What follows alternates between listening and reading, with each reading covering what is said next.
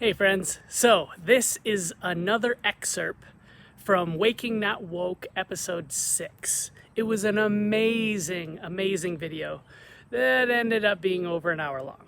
So, I've been cutting out the pieces and letting you take them bite by bite. This one is another one that is personally very hard to listen to. This one broke my heart. I'm certain I must be complicit.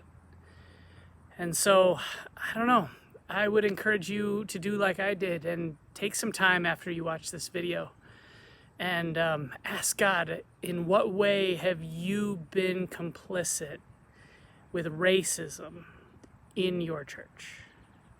This thing about comfort, can you speak to this a little bit more? Do you see that some of the reactions of predominant white male leaders now, they don't want to be uncomfortable, so now they're trying to lead this civil rights movement or moment that we're in? Or do you see white men saying, oh, I see now and let me lead? Is that because of they're uncomfortable with not leading?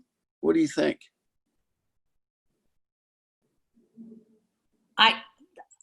I don't think they're uncomfortable not lead.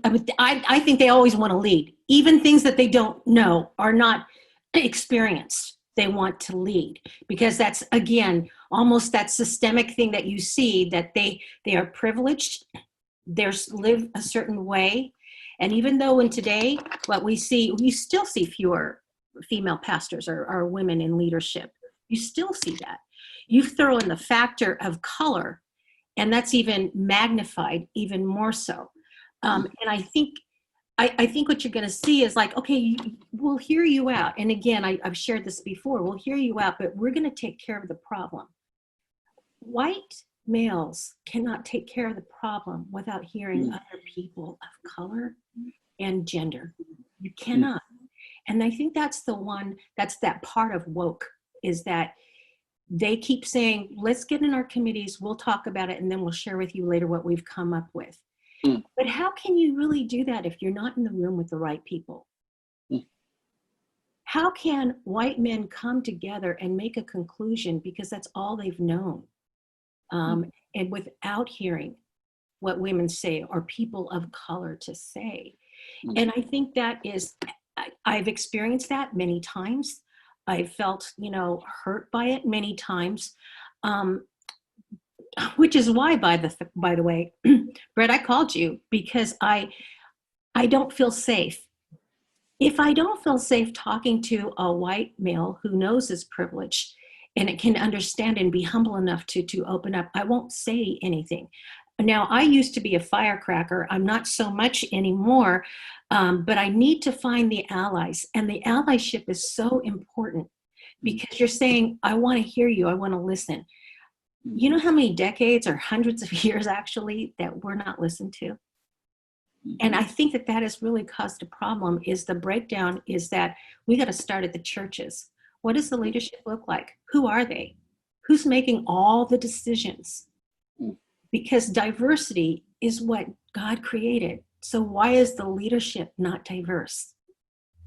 If we just want to look diverse but not listen, that's the difference, right? So I don't know if you want to speak to this, that I know you all well.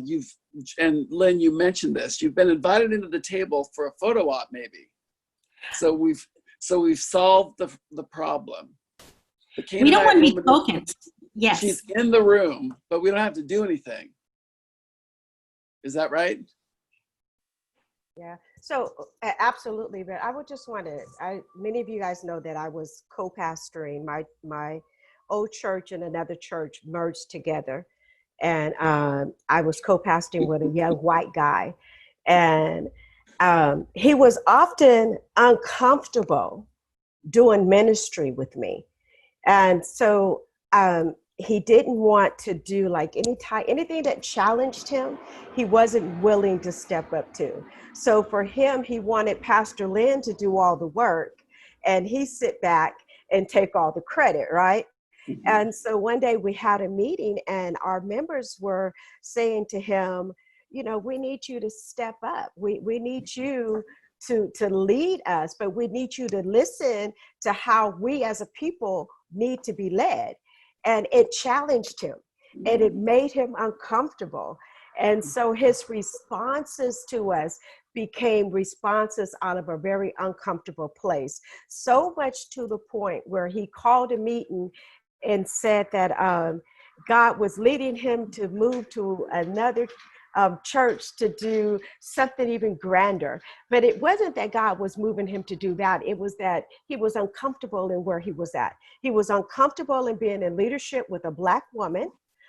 He was uncomfortable and not just being in leadership with a Black woman, but a strong Black woman. He's my son's age, so he was much younger. So he got a mama as well, right? So he got a Black woman, a Black pastor, and a Black mama all at once. And so he couldn't handle it. He was very, very uncomfortable.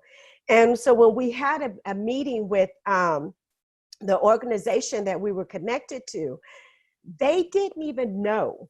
This is how uncomfortable he was. They didn't even know that we were co-pastoring. They thought that I was his associate pastor and he was my senior pastor, because he was so uncomfortable with the thought of co-laboring at the same title of a Black woman that he couldn't handle it. And so he began to set up something that did not exist. And that was me being his executive pastor and him being my senior pastor when we were co-pastors. And I think I see that a lot with white men coming in, or just even white people coming in trying to lead with Black people, is you want to lead with us, but you still want us to be inferior to you.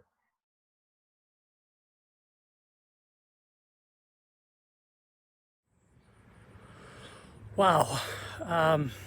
Okay, well, spend some time with that. Let that sink in.